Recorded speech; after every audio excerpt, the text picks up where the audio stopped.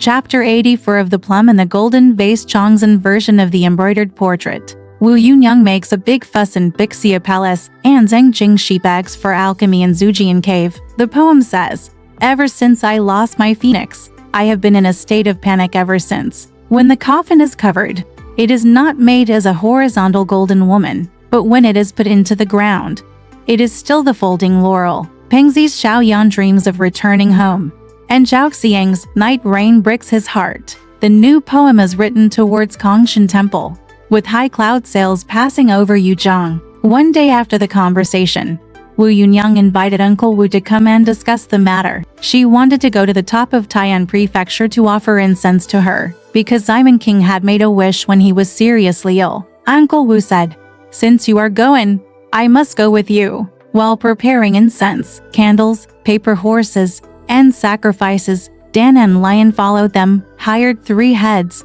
and Yunyang took a warm sedan and distributed to Meng Yulu, Pan Junlian, Sun Zui, and Sister Ximen. Hao Sheng looks after the house, and the nurse Ryer, and all the girls. Hao Sheng looks after Brother Xiao. The Yiman in the back was closed early if nothing happened, so don't go out. Chen Jingji said to Chen Jingji, "Don't go there. I'll take care of the door with Mr. Fu. I'll be home at the end of the moon." On the morning of the 15th, he burned paper and wrote letters. He said goodbye to Ximen Kingling in the evening, bought a drink with all the sisters, and said goodbye. The keys to the room door and each warehouse door were delivered to Xiao Yu and held in her hands. The next morning, they got up at 5 o'clock in the morning, left the house, and ran towards the main road. In the deep autumn, the weather is cold and the days are short, so we can travel 60 or 70 miles a day. Before dusk, we rested in a village house in Taokadian before traveling again the next day.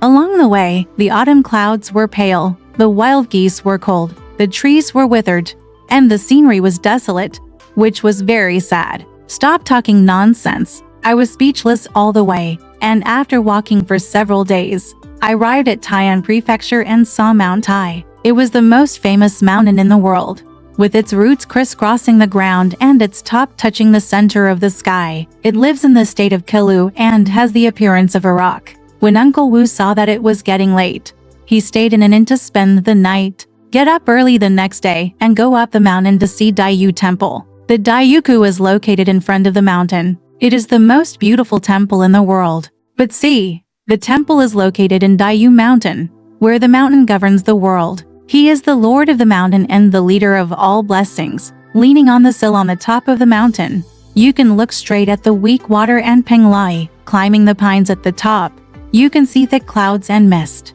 The towers are towering, and the golden crows spread their wings to fly. The jade rabbits leap up to the edges of the palace. There are carved beams and painted pillars, green tiles and red eaves, bright phoenix feathers reflecting yellow gauze, and turtleback embroidered curtains hanging with brocade ribbons. Looking at the holy statue from a distance, you can see the 9 hunters dancing with Shun eyes and Yao Mei looking at the divine face from a closer look. You can see the dragon robe on the shoulder and Yu's back. As the incense continues to bloom, the gods fly on horseback to report elixirs. When the time comes for sacrifices, young and old look to the wind to pray for blessings. The auspicious clouds in Jianing Hall are filled with fragrance and mist, and the auspicious air of Zhengyang Gate is hovering. Exactly, all the people worshipped the Bixia Palace, and the whole world took refuge in the Holy Emperor. Uncle Wu led Yunyang to Daiyu Temple. Incense was burned in the main hall,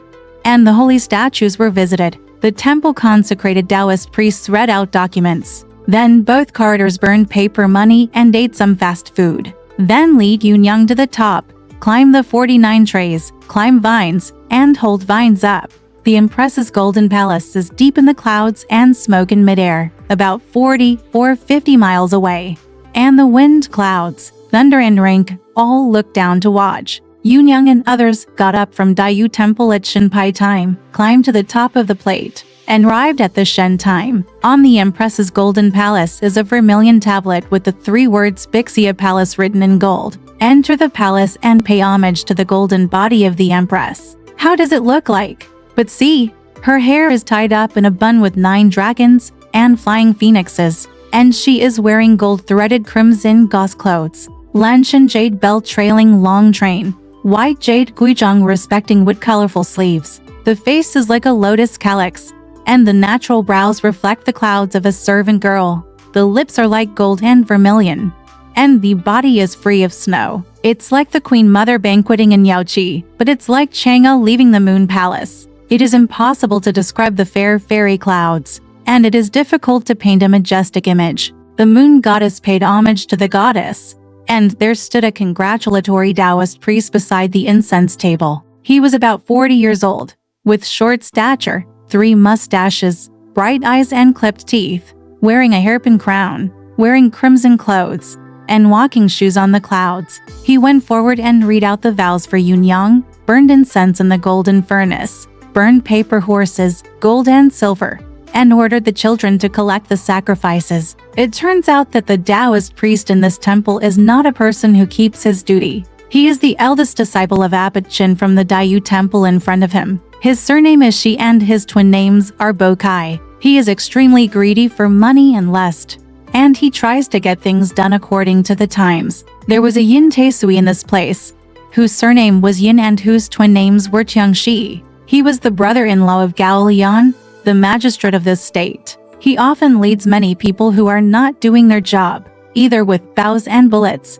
or with hawks and dogs, in the upper and lower palaces, looking intently at the women burning incense in all directions. No one dares to offend him. This Taoist priest, Shi Bokai, was dedicated to concealing treachery and deceit, making money for him and luring women to the abbot, where they could commit adultery as he pleased. Seeing that Yunyang's appearance was extraordinary, and she was wearing a filial crown, if she was not a lady from an official family, she must be a daughter-in-law of a wealthy family. There was also a pale and bearded old man following her, so the 2 boys couldn't help but bow their heads forward to receive the blessing. I would like to invite the 2 benefactors, abbot, for a cup of tea. Uncle Wu said, "It's not hard work, but I still have to go down the mountain." Bokai said, "It's still early to go down the mountain. After a while, please come to the abbot." The inside is covered with snow-white paste. In front of it is a sesame flower bed, a willow-yellow brocade tent, and on the incense table is a painting of Dongbin opera with white peonies.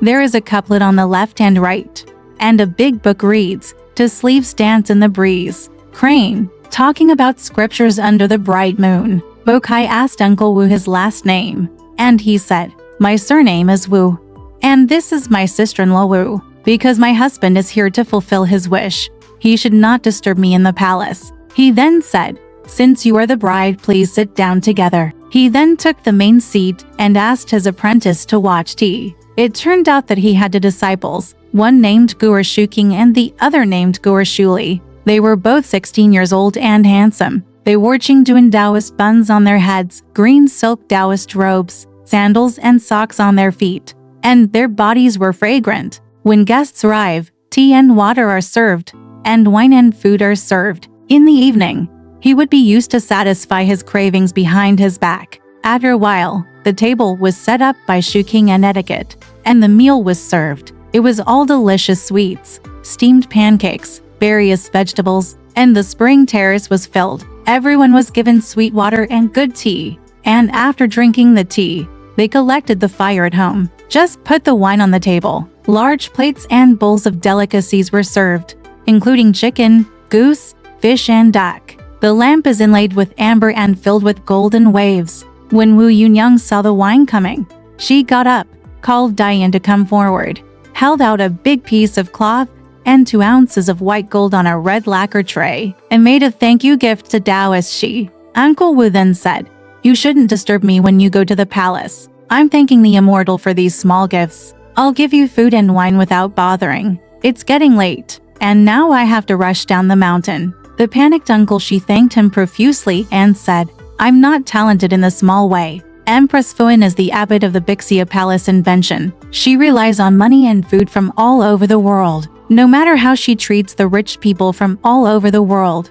how can she be used for it? I'm ashamed." After thanking him again and again, he ordered his apprentice to accept it. While Liu Yunyang and Uncle Wu were sitting together, he said, "At least I'll have 3 drinks while we sit for a while, just to be a little affectionate." Seeing Yuan Liu's sincerity, Uncle Wu had no choice but to sit down with Yunyang. After a while, the hot meal was served. Taoist Shi told his apprentice, if you don't like this wine, open another bottle of fragrant lotus wine that Mr. Zhu Zhifu gave you yesterday, and use it with your father Wu. After a while, the apprentice used a hot pot to sift the hot wine. Come up. He poured a full cup first and handed it to Yunyang with both hands, but Yunyang refused to take it. Uncle Wu said, my sister-in-law doesn't need wine by nature. Bokai said, old lady, it's been a rough journey.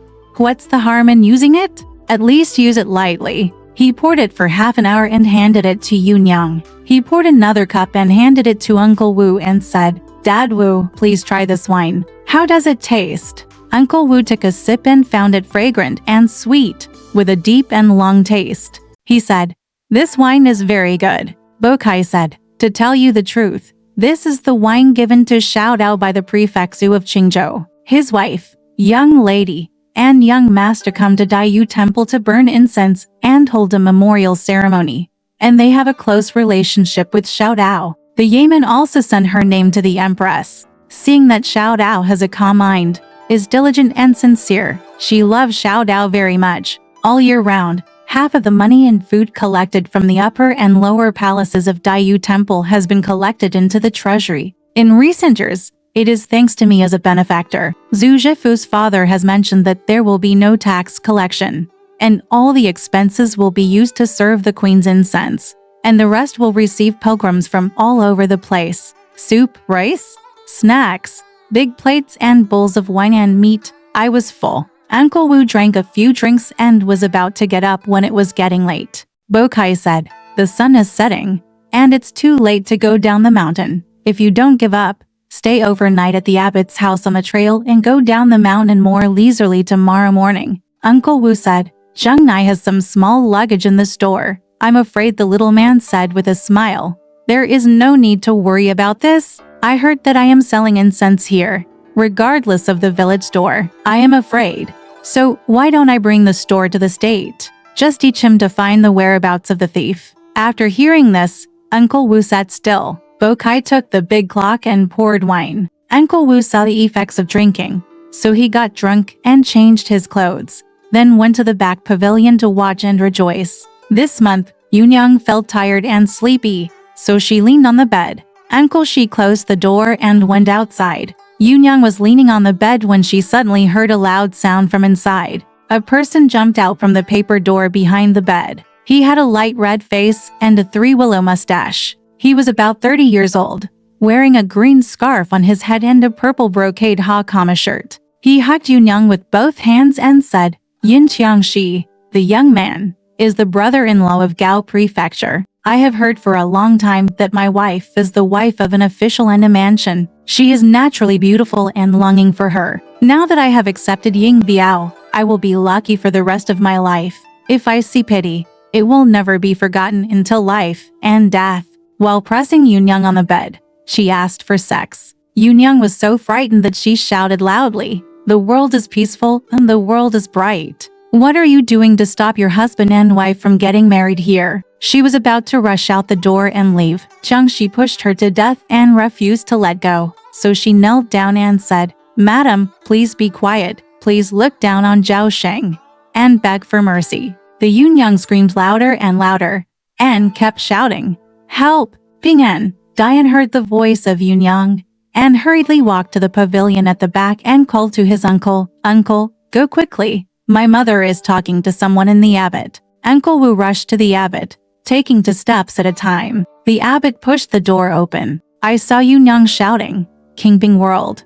What are the women doing here to stop burning incense? Uncle Wu shouted, Sister, don't panic. I'm coming. He smashed the door open with a stone. When Yin Qiangxi saw someone coming, he put aside his hand, hit the bed behind him and walked away in a hurry. It turns out that there is a way out behind the stone Taoist bed. Uncle Wu broke open the abbot's door, asked Yunyang, Sister, has that guy ever defiled you? Yunyang said, I haven't defiled you. That guy hit the bed and left behind. Uncle Wu looked for the Taoist priest, but the stone Taoist priest hid aside and only taught his disciples to come and support him. The uncle was furious and ordered his men to follow Dan and Lai Anner and smash the windows and walls of the Taoist door. As Bo Yunyang left Bixia Palace, got on the sedan chair and hurried down the mountain. I got up round dusk and walked for half the night before arriving at the inn at the foot of the mountain. So and so, the waiter said. The waiter kept complaining and said,